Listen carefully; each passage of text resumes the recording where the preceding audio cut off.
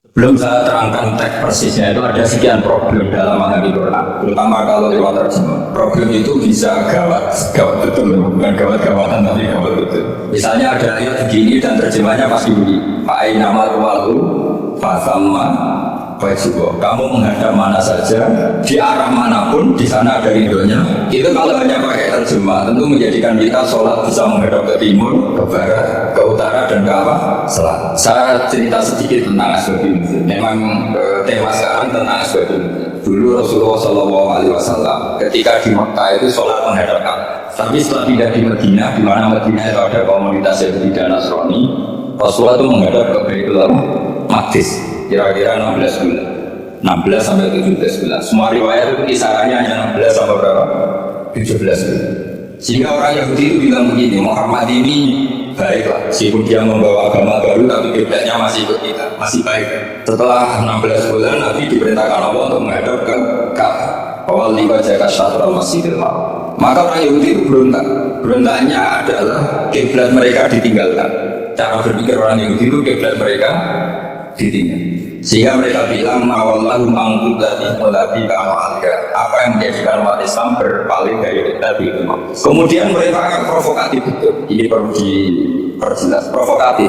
Bilang begini, Inna Muhammadan tahayyara fi din. Muhammad ini bingung dalam beragama. Sehingga habis ngomong A, ngomong B. Habis kiblat Ka'bah, kiblat itu.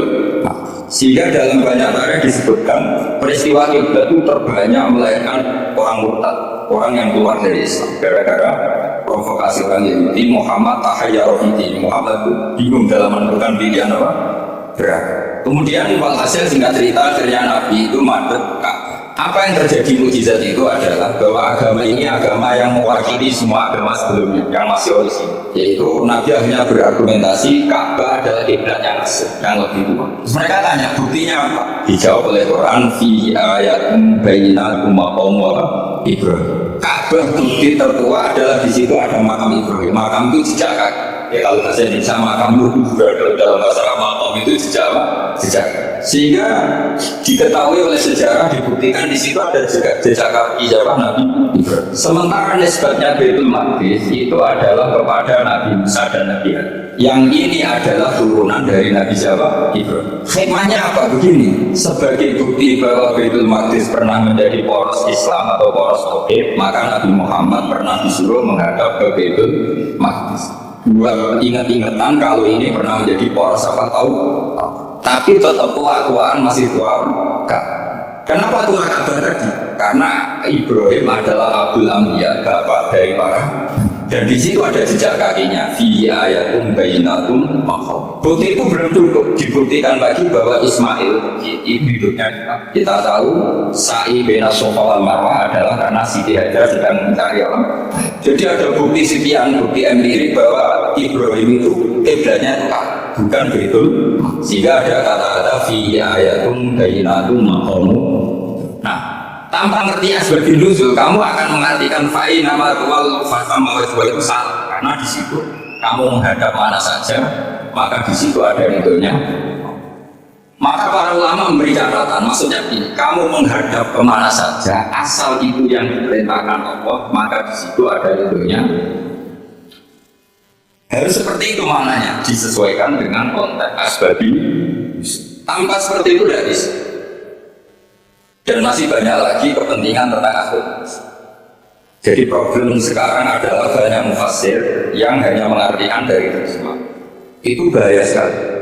Jika ada orang yang menikah secara mutlak, itu kan mirip kayak transaksi zina. Mereka berdalil famastam takum diingina fa'aluna ujur. Perempuan yang sudah kamu nikmati, yang penting kamu bayar. Terjemahnya seperti itu. Karena ujur itu jawabannya ujur. Itu fatal sekali. Padahal ayat itu begini, settingannya setting siap dulu kalamnya atas bentuknya. Jadi sekaligus memang saya sengaja ngaji dengan tema yang berat untuk penghormatan pada yang lain. Kalau temanya ringan kan kayak TPD. Begini ya, sebab misalnya begini.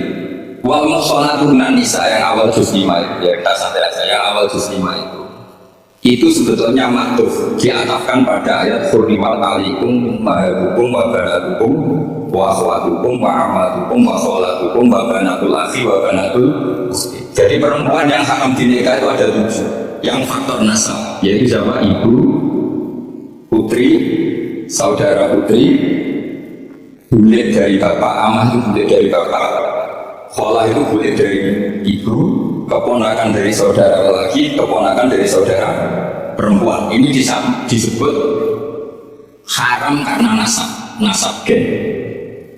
Kalau orang Jawa bilang hanya 4 karena hitungnya bulik baik dari bapak maupun ibu. Kalau orang Jawa bilang kan bulik terus keponakan dihitung 1. Padahal ada keponakan dari saudara laki, ada keponakan dari saudara perempuan, wa banatul akhi wa banatul.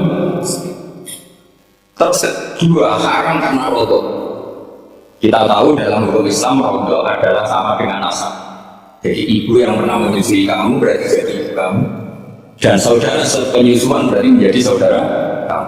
Ini disebut wa ummahatukum allati arda'nakum wa akhwatukum minar.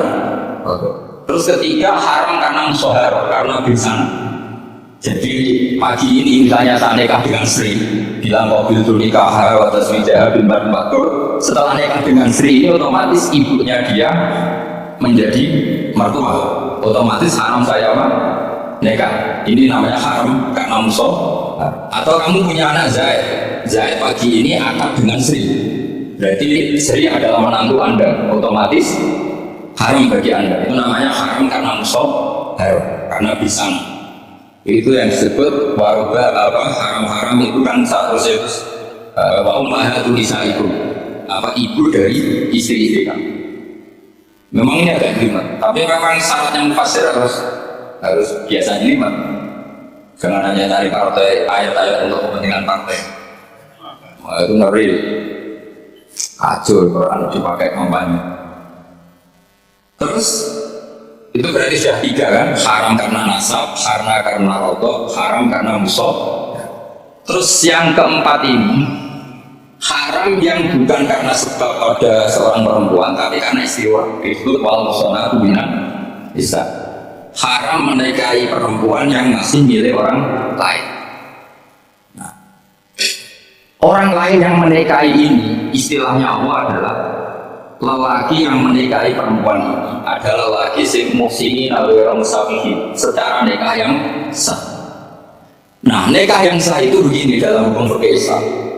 Saya nikah dengan Sri, kalau hanya akad itu saya wajib bayar mahar hanya separuh. Jadi kalau saya janji bayar 1 miliar berarti wajib bayar berapa? 500 juta. Kalau janjinya 100 juta hanya bayar 50 juta. Itu yang wajib bil abdi. Nanti wajib sepenuhnya nunggu bil jima. Kalau ada hubungan intim baru wajib 100%. Jadi kalau ada di Jawa nikah dengan seperangkat alat sholat itu yang atasannya kok itu wajib karena akad. Nanti bawahnya nunggu setelah hubungan intim. Nah, ini hukum Quran bukan hukum saya. Makanya kan wa in tulaqtumuhunna min qabli an tamassuhunna, terus panis rumah wa'rakum, hanya wajib bayar setengah. Nah, perempuan yang sudah diajak hubungan intim itu kata Allah fa'atuhunna ujurun, maka wajib kamu bayar penuh. Jadi ayat itu tentang perempuan yang sudah dinikah, kita harus bayar berapa? Harus bayar berapa? Ini penting saya utarakan. Nah, problem kita sebagai orang Indonesia ini juga problem semua ya. Mahar di Indonesia itu nggak bisa dibahas di Quran karena keterlaluan, kecilnya itu terlalu. Saya ini kan kiai sering akad sampai bosus perangkat alat. Itu ngalur sekali, ini bapak harus nggak mau. Saya provokasi minimal itu ya berapa? 100 juta bro, pantasnya berapa? 10 gram itu berapa nilai? Kan 1 gram 500.000 baru 5 kayak sambungan 10 gram. Orang itu bayarannya gini sambil latihan karena hafal biar latihan. Karena dapat beasiswa karena hafal tapi nggak jelas hubungannya. Orang itu bayarannya gini, nggak mungkin Quran ini bisa dibaca di Jawa. Wa in aradtum istibdala zawjin makana zawjuha atihum ihdahunna in taran fala ta'khudhu minhu syai'an. Jika kamu nikah sama seorang perempuan kemudian kamu cerai, maka mahar yang sudah kamu berikan jangan ambil lagi. Karena mahar di Arab itu mahal 100 juta, kadang mobil Alfa, kadang GMC. Sehingga setelah menceraikan itu kebayang narik. Oh enak, dulu saya memberikan itu karena dapat servisnya, sekarang sudah saat cerai saya tarik. Kalau mahar di Indonesia kan seperangkat langsung. Jadi nggak kebayang ada kalimat salah tak dulu, saya jangan ambil lagi. Kebayang ambil aja nggak? Apalagi kalau nikahnya sudah 2 tahun, nggak sudah lusuh sudah. Tapi kalau di Arab itu kebayang karena mahal. Makanya orang Arab suka nikah orang Indonesia karena murah. Jadi bahasa pintoron itu harta yang nggak ternilai. Wa ate kumbedaguna pintoron yang nggak ternilai. Maksud itu pernah saya hitung, ada yang mahar itu 400 juta, ya sekitar. Nah makanya setelah dicerai Allah memperingatkan setelah kamu kasihkan ya jangan minta lagi. Kenapa kepikiran minta? Karena jumlahnya besar. Kalau di Indonesia kepikiran nggak minta, nggak kepikiran saking kecil. Seperangkat alat sholat ada 1 juta. 1 juta itu setelah bulan ini, sebelumnya yang wajib banyak 500. Itu kan nggak kebayang. Makanya susah ngartikan Quran di Indonesia, kadang susah karena kadang terlalu. Itu pernah Sayyidina Umar radhiyallahu anhu pernah bilang begini, wahai para perempuan, mahar itu jangan mahal-mahal, kasihan para lelaki. Itu ada perempuan alimah, orangnya alim betul. Meskipun nggak pernah sholat di UI, tapi alim betul. Itu usulan sendiri, ya Amirul Mukminin, laisa dzalika laka ya Amirul Mukminin. Wa qala ta'ala wa atiikum ihdahunna qintar. Kamu hanya seorang Amirul Mukminin dan berhak di Al-Quran pembatasan mahar. Allah saja tidak batasi, kenapa kamu batasi? Sehingga dulu yang namanya nikahnya Sulaiman Agung atau Jamaluddin Syafaraton, kalau hadiah sampai tas mahal itu kan dari bahasa mumtaz mahal. Mumtaz itu istimewa, mahal itu dia punya istri yang sangat dicintai, dikasih hadiah mumtaz mahal. Sila itu dari apa? Tas mahal itu kalau kamu cintai Allah, itu kalau cerai kan kepikiran minta lagi, dikasihkan yang baru. Tapi kalau di Indonesia tidak mungkin karena apa tadi? Seperangkat alasan. Begitu nyari yang murah, yang bagus kitanya, bosnya. Nah, maka nggak mungkin kita maknani Quran tanpa mengenal yang nama asbabin. Karena makna ayat itu bisa kacau kalau kita tidak tahu asbabin. Yaitu kayak tadi makna fa'ina ma'lu'alu fatam ma'awas. Itu maknanya kan kamu menghadap mana saja, boleh saja di sana dari itu nyawa. Berarti kan bisa ke timur, ke selatan, ke utara, ke barat. Itu bahaya itu. Sehingga kata ulama harus mengkaji asbabin supaya porsi ayat ini sampai semana jauhnya kita. Tanpa tahu itu tidak bisa. Begitu dia menyangkut kiblat. Sekarang saya tanya, kemarin Pak Mahmud kiblat semuanya diukur dengan GPS, terus beberapa masjid dikomentari salah karena diukur pakai apa? GPS. Kalau dalam bahasa Palak disebut ya Umar kiblat. Memang bisa diukur. Tapi pertanyaannya begini, dari awal Allah ngendikan fawal wajhaka syatral masjidil haram. Kamu yang penting sholat itu nggak ada masjid. Masjid itu ya bangunan.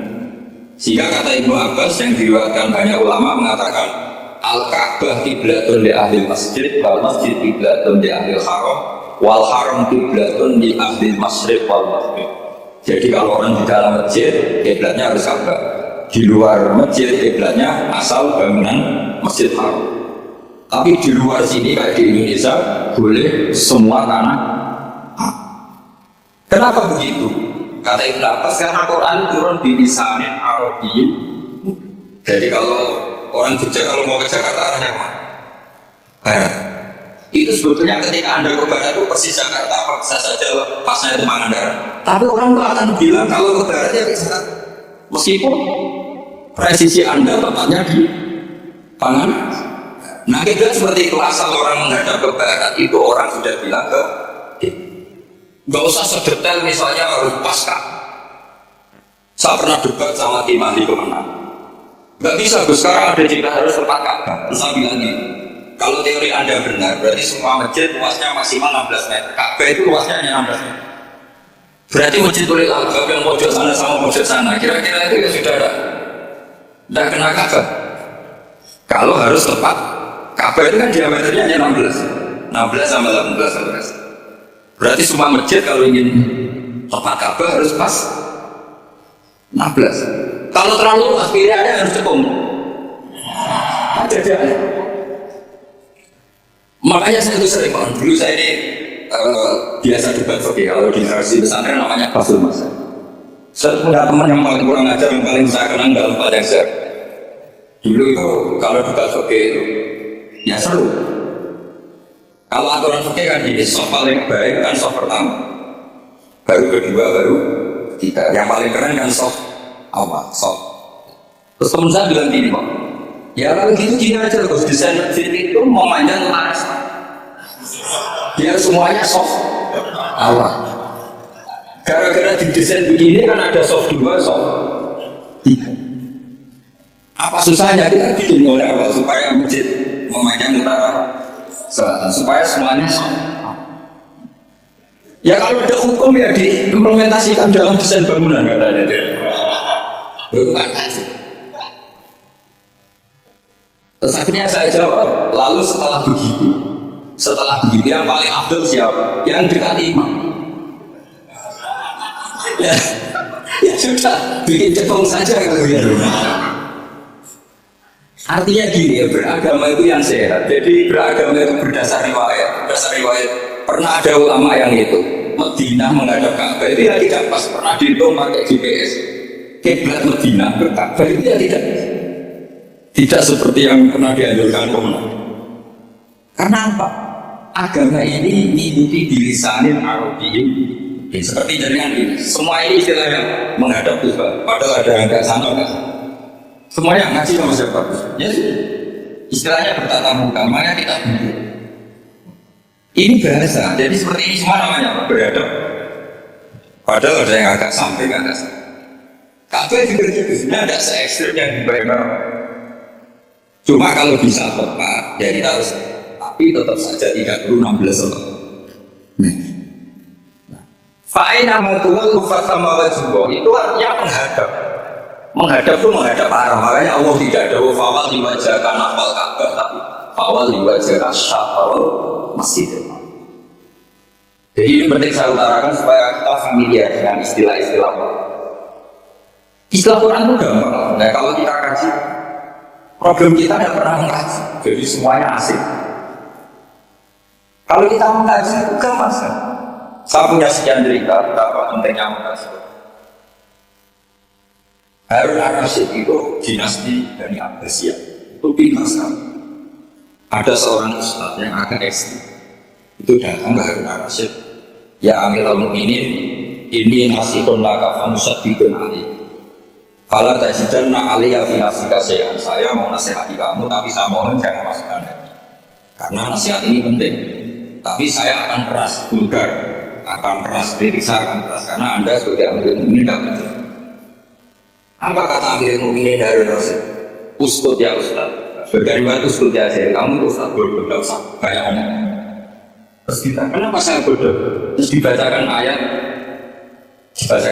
Faquh lalahu qawlan layyinan la'allahu yatadhakkaru aw yakhsha. Innahu ta'ala qad arsala man huwa khairun minka ila man huwa syarrun minka. Wa ma'a dzalika qala ta'ala Faquh lalahu qawlan layyinan. Allah pernah menugaskan seorang yang lebih baik ketimbang kamu, yaitu Musa dan Harun. Musa dan Harun adalah seorang kepada orang yang lebih buruk ketimbang saya, yaitu Fir'aun. Itu saja etikanya fakulah lalu kaulan lain. Kamu kalau ngomong yang halus, yang baik, yang berperadaban, kok kamu sama saya mau kasar? Akhirnya ustaznya ternyata pinter kamu, dia pinter aku. Jadi sebetulnya Allah itu menugaskan orang yang lebih baik ketimbang kamu, yaitu Nabi Musa, kepada orang yang lebih buruk ketimbang saya, yaitu Fir'aun. Itu saja ada etikanya. Kok kamu sama saya mau tambah etika? Mau main kasar hanya karena kamu merasa nasihat Anda benar. Jadi gampang sekali memahami Quran. Tapi lagi-lagi memang bagi ahlinya. Tapi ini sabar supaya sama yang jadi ahli Quran. Meskipun ngajinya sebulan sekali. Sudah sebulan sekali tidak punya kitab. Nah, sudah. Jadi ulama dulu kalau belajar Quran itu gampang. Saya berkali-kali cerita yang kitab saya baca di rektorat namanya Sajar Kemarin. Itu kalau kita bikin judul itu enak sekali. Babuna fil ibad di kulil bilad. Seseorang di mana saja hidupnya harus bermanfaat. Terus dalilnya itu hanya mengutip makalahnya Nabi Isa wa ja'alani mubarokan ainama. Ciri utama seorang Nabi apa? Saya di mana-mana adanya berkahi orang, jadi berkah bagi orang lain. Maksudnya tidak jadi problem bagi orang. Artinya kamu hidup Nabi Jogja seperti Pak Nur yang bersawal Jogja manfaat, yang manfaat di mana-mana. Saya pernah di Korea seminggu yang manfaat. Saudari kita TK yang di Korea yang manfaat di sana bikin masjid. Karena ketika Allah menceritakan Nabi Isa wa ja'alani mubarokan ainama. Saya adalah orang yang dimana-mana berkah. Hanya manusia eksistensial seperti itu di mana saja. Gampang sekali, Pak. Pernah Imam Syafi'i ditanya, kalau kamu nggak kehilangan air, nggak ada air di satu daerah, cari-cari sampai setelah nggak ketemu air baru kamu boleh tayang. Imam Syafi'i ditanya, apa dalilnya harus mencari? Kalau nggak ada air, langsung tayang saja. Kenapa harus nyari-nyari itu? Jawabnya Imam Syafi'i gampang sekali. Allah Ta'ala falam taisbumaan. Kemudian kamu nggak menemukan di mana-mana nggak menemukan setelah mencari. Kalau belum mencari namanya tidak tahu. Kan ayatnya kan falam tajidu ma'an. Kemudian kamu tidak menemukan. Tidak menemukan itu nyari dulu apa langsung ambil sikap? Nyari dulu baru kesimpulannya tidak. Kalau belum pernah nyari namanya tidak tahu. Segampang itu ulama dulu memahami Quran karena konstruksinya, yaitu mereka tahu betul bahwa Quran dilisan Arabiyyin. Ketika Futuhat Syam dulu dikuasai tentara Umar, era Sayyidina Umar, Yerusalem dikuasai tentara Syam. Itu awal Sayyidina siapa? Umar radhiyallahu anhu. Ketika Futuhat mau ada besar-besar, tapi Umar menolak. Ketika menolak, kenapa Anda menolak? Beliau hanya baca ayat Inna Allah Ta'ala ayyara qawman faqala adhabtum thayyibatikum fi hayatikum. Allah itu mengkritik satu komunitas kaum yang zaman di dunia menghabiskan semua kenikmatan. Maka kita ada usulan besar-besar. Jangan-jangan jatah kita di akhirat kita habiskan di dunia. Adhabtum thayyibatikum fi hayatikum. Semudah itu lama. Rasulullah pernah dahar makan karena 3 hari gak makan. Soalnya di Indonesia gak makan nasi, gak makan daging. Sudah lama sekali. Dari Nabi hanya makan kurma dan air putih. Pernah Nabi gak makan roti sampai 3 hari. Kalau Indonesia mungkin gak makan nasi. Di hari ketiga, sahabat yang berbeda Nabi disembelihkan kambing, dipotong kambing, Nabi disuruh. Itu baru dengan setengah piring Nabi. Ketika ditanya, setengah piring itu kan sudah kuat untuk sholat, untuk apa saja. Ditanya, ya Rasulullah kenapa berhenti? Bukan engkau tidak makan ini 3 hari? Nabi menjawab, walatus alumna yawmaidin anehnya. Semua nikmat yang saya rasakan nanti ada pertanggung jawaban. Makanya saya ingin. Wah itu kalau diterapkan di sini juga populer. Makanya saya tahu gayanya ngasih Quran itu nggak siap dengan proses Quran. Jadi segampang orang-orang. Nah karena apa ya? Mereka tahu asbab nuzul Quran itu diturunkan dalam konteks apa, lafaz ini arahnya kayak apa, mutlak muqayyadnya kayak apa, muhkam mutasabihnya kayak apa, nasah mansuknya kayak apa. Nah sedikit saya ditanya mungkin contoh terakhir, supaya gak lama-lama nanti bingung gak lama. Yang bingung ya saya, bingung cara memahami.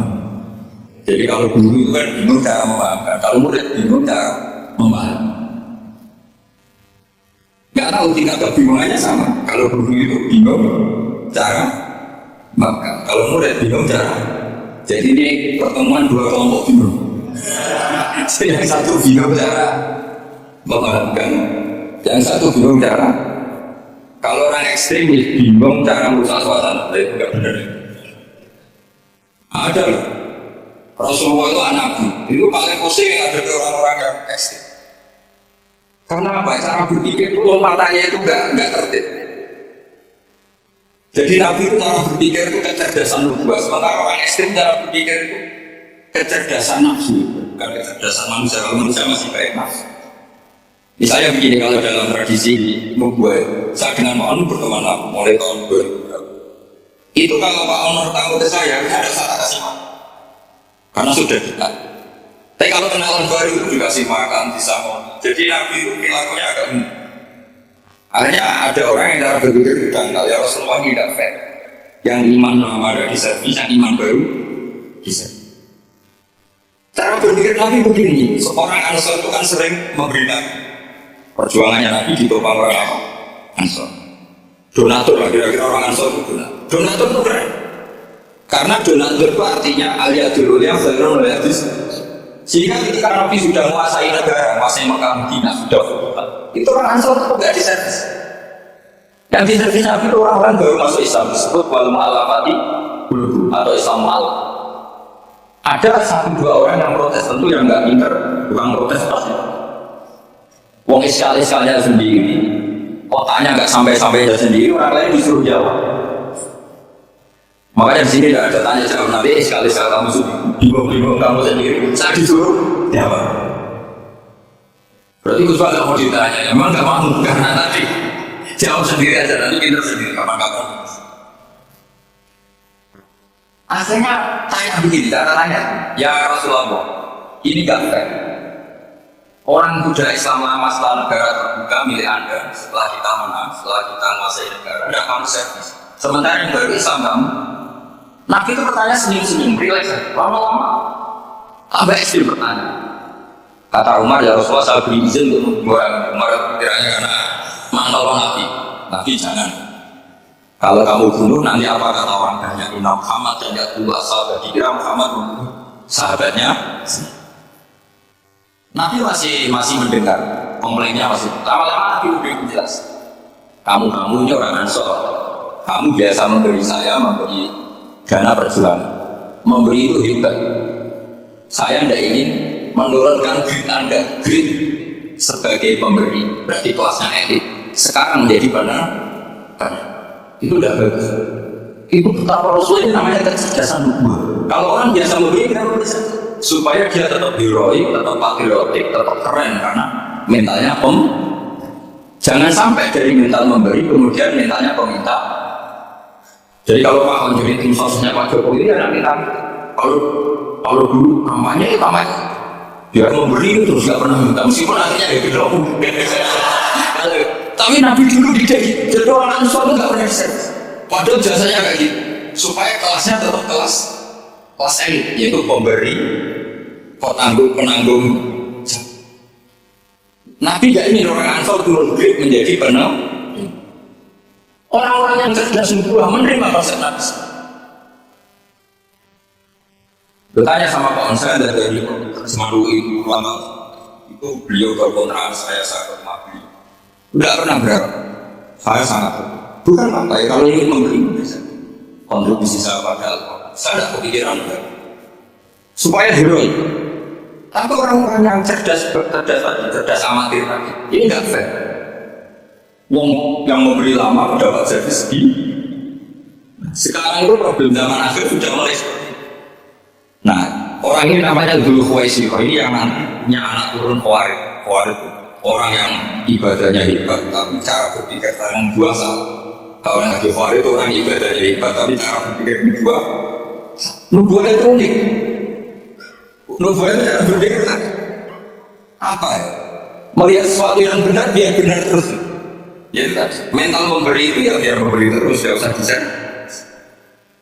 Maka ketika Abu Bakar jadi khalifah Rasulullah, itu ada sistem kepegawaian. Itu gajinya Umar yang sudah Islam lama, gajinya Abu Bakar sudah Islam lama. Itu sama Abu Sufyan sama, padahal Islamnya Abu Sufyan baru setelah Fathu Mekah, kira-kira baru setahun.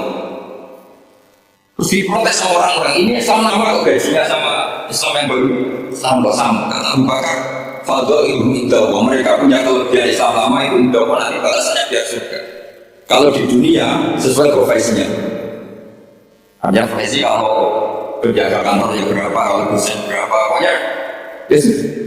Dan itu diterima oleh sahabat, semuanya terima konsep. Era Umar agak dibalik. Abu Sufyan kira-kira gajinya 1 juta, yang lainnya yang menangi Nabi mulai awal gajinya 10 juta. Ditanya, ya Umar, kenapa ini jadi rubah seperti kebijakan Abu Bakar, seperti Abu Bakar? Jawabnya Umar lucu. Fawwala usawi bena man qala wa Rasulullah wa bena man qala ma Rasulullah. Demi Allah saya tidak akan pernah menyamakan orang yang belum merangi Rasulullah yaitu Abu Sufyan dengan orang yang selawase dari Rasulullah yaitu Sayyidina Ali dan sebagainya. Ini penting. Artinya ketika gajinya orang saya seperti Ali radhiyallahu anhu itu tinggi itu bukan karena lamanya Islam, tapi karena lamanya iman. Jadi mulai dulu istihad dan dulu dia biasa saja. Karena tadi ada kecerdasan masalah lagi ada kecerdasan orang. Sekarang itu kecerdasan tomak atau kecerdasan nafsu. Itu kalau sama ngaji kitab tasawuf itu bakal itu tidak ada. Menurut kitab tasawuf medit itu tidak ada. Pikir yang ada itu tomak. Tomak itu berharap dikasih orang. Sampai pernah nggak bilang kalau artis-artis Jakarta tidak pernah, karena kamu tidak pernah ingin diberi. Tapi kalau kamu punya pacar, karena kenal dan masih terjauh pacar satu, karena kamu ingin diberi. Pernah nggak kamu menghubungi orang lain tiga yang nggak kenal? Padahal tidak mau pernah memberi. Apa? Karena kamu tidak pernah ingin. Coba sekarang kamu saya tanya, ini latihan cerdas. Definisi kikir itu apa? Nggak pernah memberi kamu. Artis-artis Jakarta, tokoh-tokoh nasional pernah nggak memberi kamu? Tidak, tapi tidak pernah kamu vonis kikir karena kamu tidak pernah tahu. Tapi pacar kamu, pamit ditraktir terus, atau istri kamu, atau mertua kamu udah ngasih warisan kamu bilang kikir. Sebabnya kikir betul karena kamu tomak berharap. Maka di kitab tasawuf itu nggak ada bab kikir, yang ada bab tomak. Karena asal usul menvonis orang kikir itu karena tamak.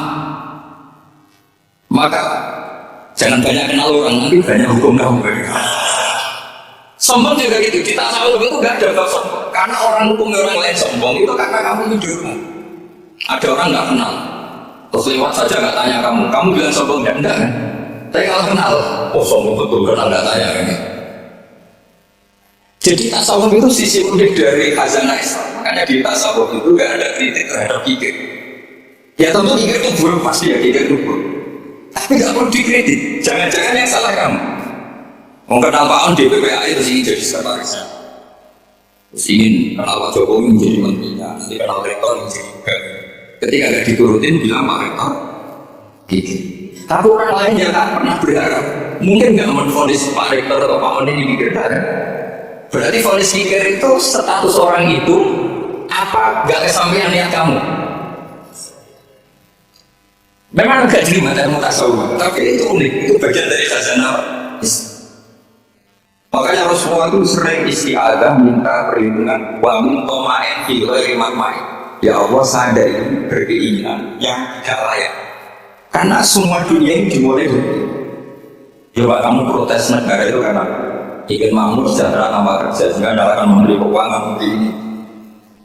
Makanya kalau beliau nanya ulama tasawuf, tak beri bocoran beliau nanya ulama tasawuf begini beliau nanya anta lam tajid min nafsika kullama turid fa kaifa turidu min ghairika kullama turid. Kamu yang punya keinginan saja tidak bisa memenuhi apa yang kamu inginkan.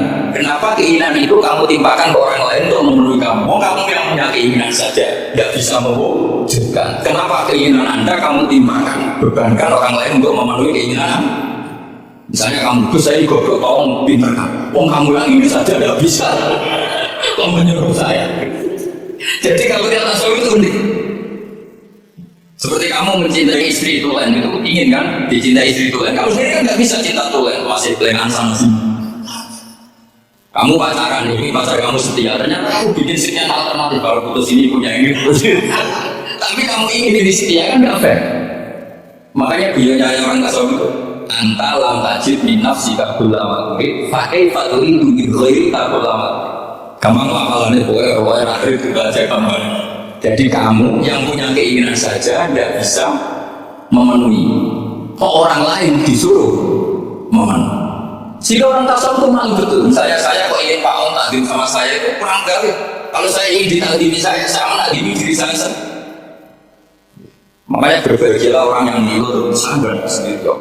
Saya kaya sendiri. Menunggu orang lain bilang kamu kaya itu repot. Menunggu orang lain bilang kamu hebat itu sudah bilang aja ya Allah saya hebat, ya Allah saya ganteng, ya Allah saya cantik. Daripada menunggu orang lain bilang Allah cantik. Jadi ilmu tasawuf itu nih.